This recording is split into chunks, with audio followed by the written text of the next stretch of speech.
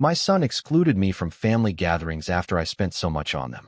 Before we begin the story, make sure to subscribe to our channel and never miss more incredible stories every day. My son removed me from the holiday chat while the venue held my card.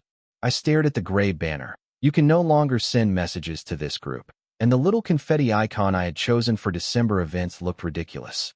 I'm Marian, 57, a bookkeeper with a cheap printer that never jams and a file cabinet that never forgets. For 15 years I have booked rooms, prepaid deposits, floated plane tickets, and smoothed hurt feelings with a store-bought cake and my Visa. I don't boast. I print receipts. I learned that habit during the divorce, when numbers decided who kept the houseplants. Last Tuesday, November 12th, I placed a $1,200 deposit at Pine Grove Social Hall for a family holiday dinner. Turkey, coffee urns, 2 high chairs for the twins. I sent the confirmation email to the group at 2:16 p.m. and tucked the invoice into a red folder. At 7:03 p.m., I saw Kayla change the chat name to Stress-Free Holidays. By 7:10, my bubble vanished. 3 dots, gone.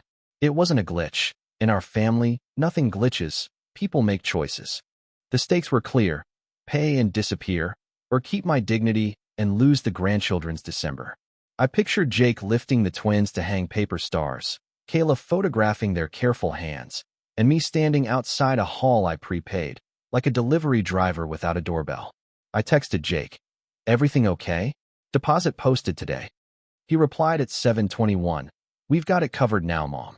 Don't worry." Covered by whom? With what? With my money? Somewhere between being needed and being necessary, I had become inconvenient. A cold air moved through my condo, even with the heat running. I told myself to be generous, not dramatic, and to remember the rule accountants whisper: paper tells the truth without shouting. If paper was going to save me, I would need all of it in order, fast, and public. Would you pay again just to be allowed in the room? When Jake was 9, I made a pirate map from coffee-stained printer paper and hid chocolate coins around the park pavilion we rented for his birthday. The map cost 30 minutes and 2 tea bags. The pavilion cost $150 plus the deposit I never got back because someone tied balloons to a railing overnight. He laughed like a firecracker anyway. Money was always my quiet language.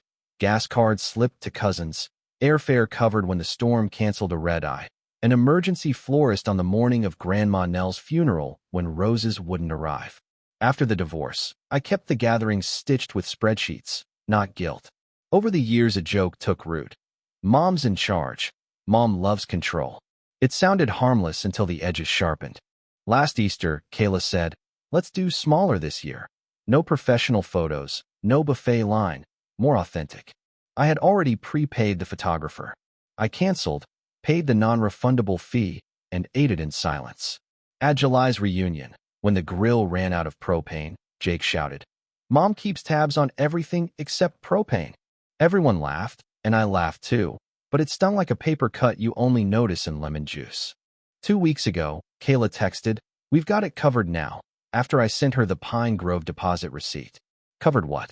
Her words rubbed against the grain of years I spent turning chaos into calendar invites. Control, to me, means checking if the coffee urn is plugged in before 6 mouths ask for refills. Control, to them, had become a story where I yank strings if I pay. My generosity had been recast as a puppet show. After that Easter, I started doing a petty thing I'm not proud of, numbering Ziploc bags so leftovers wouldn't all land in the same trunk. It wasn't about control, it was about fairness. The people who arrived late with empty hands often left with the fullest foil. I'd say, "Take enough for tomorrow," and they would, but the joke would come back. Mom's inventorying the green beans. I kept quiet because peace felt more valuable than accuracy. Accuracy is my trade.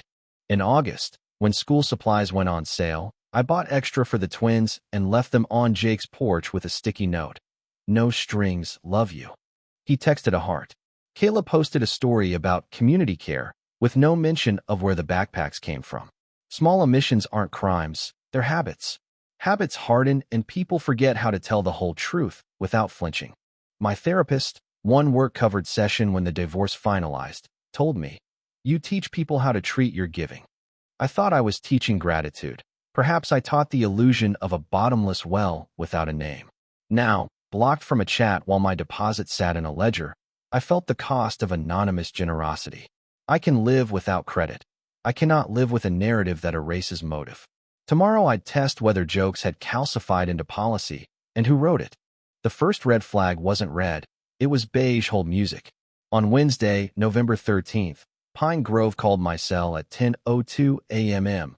about an unpaid balance.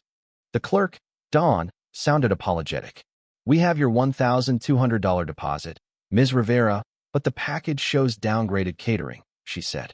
"Did you authorize a change?" I hadn't. My email showed the premium buffet with seating for 24, 2 kid plates, dairy-free dessert for Uncle Pete. "Who requested the downgrade?" I asked. "A Kayla Hart via email," Dawn read, with a note that the host is now Jake and Kayla. Host. I printed the call log, then opened Instagram. Kayla's story said, "Holiday dinner hosted by Jake plus Kayla. No sponsors this year." In the corner, tiny, was our old confetti icon. My name wasn't missing. It had been rubbed out like pencil. I texted Jake, "Why did the package change?" No reply. I scrolled older threads and noticed something else. My screenshots of receipts, the ones I attached to prevent double paying, were gone from the album. Not vanished, removed. Maybe to make the photos prettier. Maybe to make the story simpler. At noon, I called the florist from last year. "We have you down as payer on December 18th, 2022, the owner said. "But the card on file this year is different." Different how? A shared card under J plus K events. Events? My son worked IT support. Kayla taught yoga part-time and planned clean birthdays. None of that explained why vendors thought my money was both present and absent. I checked my caller ID screenshots to confirm the time. Dawn's number matched the website. I searched my email for Kayla Hart plus Pine Grove. Nothing. If Kayla changed the package, she used a different account. I'm no hacker. I'm a mother with a spiral notebook. I wrote, "Who contacted? What changed? Who benefits?" Any auditor will tell you that a person's story and the timestamps of reality are siblings who don't always speak. At 3:40 p.m., I called the photographer I canceled in April. "Oh, honey," she said. "I remember you. Polite, sad. I kept your credit for a year. Someone used it in June under Hart." Used my credit. My stomach dropped, then settled into resolve. If my money moved like water through unseen pipes, I needed a map before the pipes burst. I drew one with dates and arrows until the page looked like a subway plan no one wants to ride at night. If their version was tidy, why did it require erasing the records so carefully? Escalation came wrapped in napkins. On Friday night, November 15th, we gathered at La Hacienda for Abuelo's birthday. A table I booked, a cake I paid for at 3:05 p.m. with a $78 charge from Sweet Lilas. Kayla clinked her spoon and said, "This year we're practicing gratitude without keeping score." Eyes slid toward me like a spotlight. I smiled and sliced cake. Jake joked about ledger love, and the table laughed. When the bill arrived, $3.62 before tip, Kayla slid her card forward. I let her. The server returned. "Sorry, this declined. Do you have another?" Kayla flushed and offered a second card. "New bank," she said. I quietly covered the tip in cash and tucked the receipt into my purse. In the lot, Jake hugged me stiffly. "We're simplifying," he said. "Less management." I said, "I'm happy to step back. Just don't rewrite what I've already paid." At 9:41 p.m., my access to the shared planning doc evaporated with a subject line. "You no longer have permission." The rumor arrived via Rosa that night. I expect obedience when I pay. Obedience. As if Turkey came with a leash. I walked my condo until the rug fringe lined up. If my help now equaled control, then any record of my help threatened the narrative. At 11:12, I backed up email and Venmo statements to a flash drive labeled Pine. I am not a fighter by nature. I am an auditor by survival. Auditors don't roar. They reconcile. I looked at the calendar and thought about the twins counting paper rings until Christmas Eve. I would not beg my way into a room I prepaid. I would bring daylight instead. Back home, I replayed the server's face trying to be kind while declining the card. It wasn't moral failure. It was cash flow. Everyone has lived in the land of next Friday. But the lecture about keeping score stung differently now. Leadership without ledgers is a story, With ledgers, it's accountability. I poured tea and opened last December's folder. Inside, a handwritten note from Kayla said, "Couldn't have done it without you. People change, paper remembers." I laid it beside the "No sponsors this year" graphic and felt the small humiliation of kindness rebranded as interference. I would collect proof as if preparing for tax court, not a dinner tonight. By Saturday morning, November 16th, I was formally uninvited from the cousins' reunion. The message read, smaller circle this time, to reduce stress. Thanks for understanding. I set my phone face down and watched a rectangle of winter sun crawl across my kitchen table. Rosa called. "Breathe, Mari," she said, "and start printing." She remembered who brought the propane last July and who forgot napkins in 2019. "Save your breath," she added, "and let the paper talk." Jake texted, "This isn't personal," which is what people say when it's both personal and public. I brewed coffee and opened folders. DEC events, travel, happy accidents, for the times deposits became donations. I found a Venmo chargeback from September labeled "Wrong Amount," filed by Kayla for $120, the extra chairs for a baby shower she organized. My note in the app read, "Added 2 chairs per your text September 3rd 1:14 p.m. The chargeback had been approved on September 10th. I printed screenshots with timestamps and saved them to Pine. Next, I opened the shared spreadsheet Kayla maintained as community budget. My entries, airfare assists, deposit holds, were gone, but the totals matched last month's version. Delete the name, keep the number, fix the story. I took photos of the July receipt where Jake wrote in thick marker, "Thanks, Mom." I wasn't hoarding credit. I was building a timeline. If this was a trial in the court of family opinion, I needed chain of custody. Rosa texted, "No dollar help offered plenty. Babysat, washed pans, ran ice." I added those to a page labeled "I in kind" so no one could claim I only counted cash. When sadness rose like a tide, I let it. Then I breathed and dated every page. After lunch, Rosa arrived with a milk crate, photos, programs, sticky notes. She is not wealthy, but she is allergic to lies that wear perfume. "Kayla is curating," she said. "Curating looks like care until you notice what's missing." We sat on the floor and sorted. I made 2 columns, statements and stories. Where the columns met, truth lived. I wrote a letter to myself. You can give without disappearing. I downloaded 12 months of PDFs and highlighted notes that explained why. Late paycheck, flight canceled, surprise cake. I wasn't collecting points for the internet.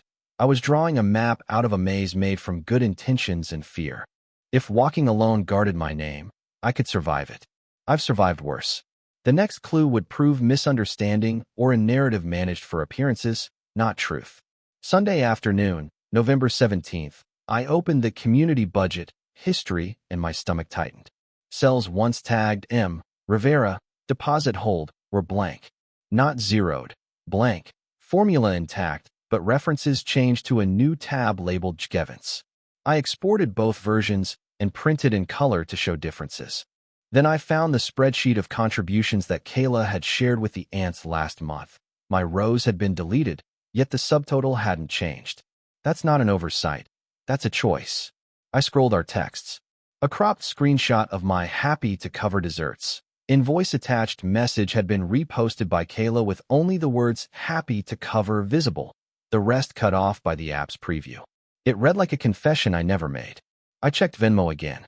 A note from Jake in August said, "We'll square later," under a $240 transfer I sent for airfare changes when the airline canceled. There was no later. I'm not a collector. I'm an adult who prefers settled books. I stared at the chargeback from September, the extra chairs for Kayla's baby shower friend, and felt a small heat in my chest that wasn't anger so much as clarity. If facts were being curated, I needed originals, PDFs, not screenshots, confirmations, not captions. Rosa called again. "Keep your voice low and your dates loud," she said. She reminded me that panic is the enemy of proof. I made a checklist: pull bank statements, download vendor receipts, call Pine Grove to confirm host field, compile a timeline with 1 sentence per transaction. I added a section called "Without Money," rides given, dishes washed, hours babysat during Kayla's yoga trainings. I wasn't playing martyr, just insisting that invisible work had lines, too. At the bottom of the page, I wrote a boundary in blue pen. No new funds until acknowledgement of existing funds. I underlined it twice and sat back until my shoulders dropped and the clench in my jaw eased enough for tea. Then I opened an old email thread and saw an attachment name I had somehow missed for months. On Monday, November 18th, I visited Pine Grove with the red folder and my calm voice. Dawn printed the event order. My deposit at 2:16 p.m. on November 12th. A change request at 6:54 p.m. By Kayla. Plan at Gmail. A host update, Jake and Kayla, at 7:02 p.m. And a comment, no sponsor messaging, please. I asked her to initial the times. She did. Then I drove to Sweet Lila's and asked Lila, who has known me since the PDA years, to reprint the cake receipt and write paid by M. Rivera on the bottom. She added a heart sticker. I interviewed myself on a little recorder app. What did I pay? Why? We're verified.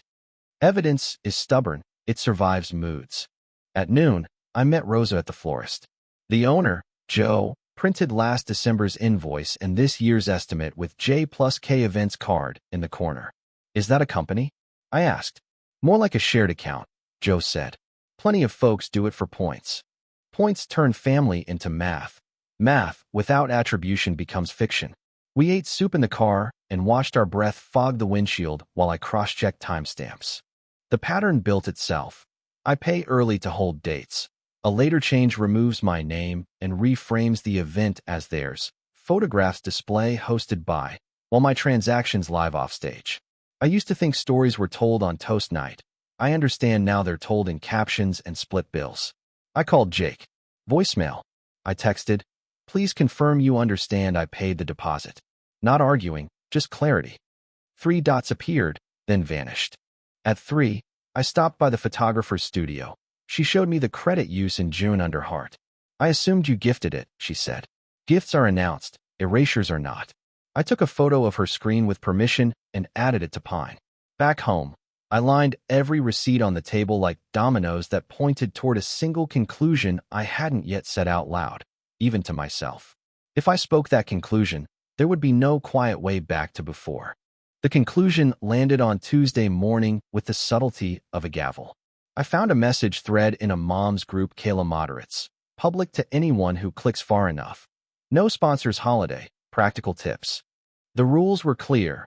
No outside funders, no labeling contributions, community source decor, and a warning about older relatives using money to control. My throat tightened. I wasn't afraid of rules. I was afraid of being made into one. A post from Kayla read, we took back our holidays, 0 strings attached. Beneath it, a comment. If a parent insists on paying, that's a boundary violation. I didn't insist.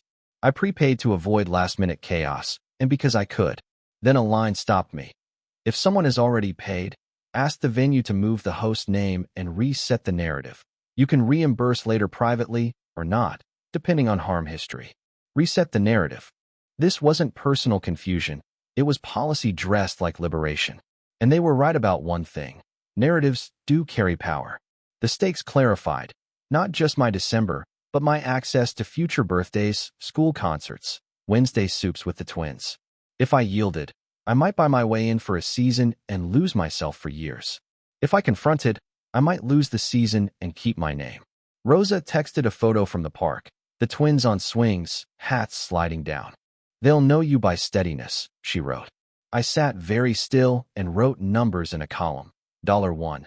$200 deposit, $78 cake, $240 airfare change, $120 chairs reversed, florist deposit 2022 credit used in June.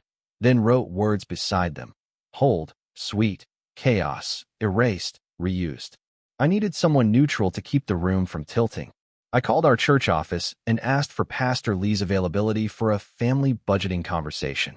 He offered Friday at the community center, 6 p.m. Fluorescent lights included. I would invite Jake to audit anything on paper while our voices stayed ordinary and calm. By Wednesday night, the plan fit on 2 pages, bold headers and bullet points. Page 1, timeline of transactions with dates, amounts, vendors, and where each was verified. Email PDF, printed invoice, or vendor confirmation. Page 2. Boundaries and options. Option A.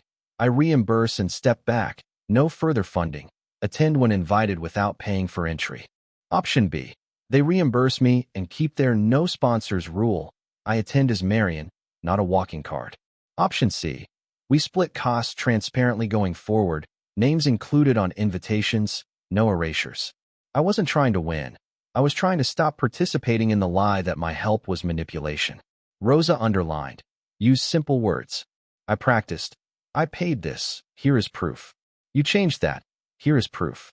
I need acknowledgement so we can move forward like adults. I added a note for myself. No sarcasm. No history dump. Just December and the principle it exposed. I included side-by-side crops showing Kayla's preview beside my original with full line visible, so no one could claim I was spinning. I printed a fresh copy of the community budget where my entries vanished and taped a sticky pointing to the unchanged subtotal. At the bottom, I wrote, accurate credits reduce conflict. I am not perfect. I have been sharp when tired. I have organized when I should have listened. But I do not weaponize money. I anchor events so babies have naps and elders have chairs. After dinner, I walked 2 blocks in the cold, breath like smoke signals.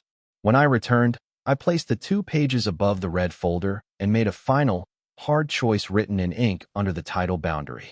I would not spend another $1 until acknowledgement matched receipts, even if Christmas hurt. Thursday evening, Jake called at last. Kayla's willing to do a trial invite if you apologize for keeping score, he said, voice careful. The word apologize rattled in the quiet kitchen. For paying deposits and sending receipts? I asked. For the vibe, he said. The vibe had become a verdict. Come to dinner tomorrow before the meeting, he added. Keep it light. At their rental, a long farmhouse table glowed under warm bulbs. Kayla set down roasted carrots and said, we're trying a no-drama policy. It's healthier. I nodded. I like healthy. Healthy means truthful math. She smiled thinly. Jake squeezed my shoulder. Let's not turn this into a deposition. I placed a small envelope on the table. 2 pages, not an indictment. Just clarity, I said. Kayla didn't open it. She said, Marian, when you pay, it feels like there's a bill later. I said, there is only the bill before, which I already paid. She inhaled. You see? Keeping score. I looked at the window, my face reflected like a ghost at a party. A toddler's squeal from the living room reminded me of the stakes. I almost said, fine, I'll cover the rest, and we forget this. The sentence that kept me included for years. Rosa texted from my pocket. Steady, Mari. Facts first. I set my phone down. Tomorrow at 6, Pastor Lee will sit with us, I said. Pick any transaction, we'll verify it together. Kayla laughed once without humor. This is exactly the drama we mean, I said softly. Truth isn't drama, it's maintenance. Jake rubbed his jaw and stared at the floor like a boy who'd lost a kite in power lines.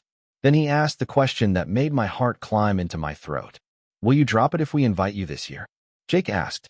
The offer was a velvet rope, entrance for silence. I pictured passing under it to warmth and laughter, knowing my name had been scrubbed from the wall. No, I said, voice steady. We can be family without erasing records. Friday at 6, the community center smelled like lemon cleaner and old basketballs. Pastor Lee arranged 4 chairs and a folding table. We keep our voices low and our evidence high, he said kindly. I spread the timeline, receipts, and a simple sign that read audit what you like. Kayla crossed her arms. This is humiliating, she said. So is being blocked while your card is on file, I replied. Pastor nodded. We'll review a few items and discuss next steps. He turned on a small projector. I had emailed him the PDFs. The Pine Grove invoice filled the screen. Deposit at 2:16 p.m. Post change at 7:02 p.m. Explanation? He asked. Kayla said, we wanted it to feel like our party. Pastor nodded. And the deposit? Jake said, Mom jumped the gun. I said, I do this every year to secure seating and kid chairs. We opened the florist files. The reused 2022 credit appeared with June, heart. Pastor asked if I had been informed. I shook my head. He drew a line on a legal pad. Funds/attribution. We need a shared understanding, he said. Not of feelings first, of facts. Kayla stared at the projector as if willing the pixels to blur. I slid forward the chargeback printout with the timestamped text. Pick any line, I told Jake gently, and we'll call the vendor together right now. Jake chose the airfare change. We called the airline's customer line on speaker. The agent confirmed the August record and the last 4 digits of my card. We'll square later had become, we don't owe anything. Facts travel poorly by rumor. Pastor advanced the slide to Kayla's cropped screenshot beside my full text. The difference felt like stepping out of a shadow into noon. I cut the preview for brevity, Kayla said, chin high. And the no sponsors language? Pastor asked. She looked at Jake before answering. I'm tired of feeling beholden. The projector showed the Pine Grove changelog with no sponsor messaging, please. Pastor tapped his pen. There are 2 issues, money and story. The money can be returned or reallocated. The story, erasing credits while keeping cash, is a breach of trust. Jake whispered. We thought we were taking back our holiday. I said, you can take back tasks without taking my name. Silence lengthened. Pastor asked about the J+K events card. Jake admitted it was a shared card for points. We'll reimburse, Mom, he added quickly. Kayla's jaw tightened. For what? For all of it, Jake said, voice rough. He looked older all at once. I thought being independent meant hiding help, he said. It just meant lying. The room held its breath. Pastor suggested a plan, reimbursements by date, invitations that list contributors, and a rule, no financial changes without notice to payers. Kayla's cheeks flushed. I didn't mean to hurt you, she said. I just wanted to look capable. I believed her and also believed the receipts. Both can be true. Only one fixes Christmas. Then Kayla asked if returning the money meant I'd finally stop keeping score publicly forever. I said, I'll stop reminding people what I paid when I'm not erased. Pastor nodded. Accountability ends when the ledger balances, not before. We set the numbers. $1,200 deposit due Monday. $78 cake by Friday.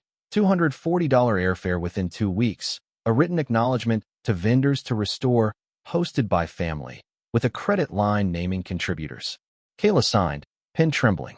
Jake hugged me, relief and shame wrestling behind his eyes. Outside, the parking lot lights buzzed. Consequences began immediately. Kayla's friend group posted a vague meme about old narratives crumbling, and by Sunday, I heard whispers at church that I'd drag my family to a tribunal. I lost something, too. My manager noticed I was distracted. I misfiled 2 invoices and stayed late to fix them, cheeks hot. Rosa called nightly to make sure I ate. The reimbursements came in pieces, each with a curt note. Per agreement.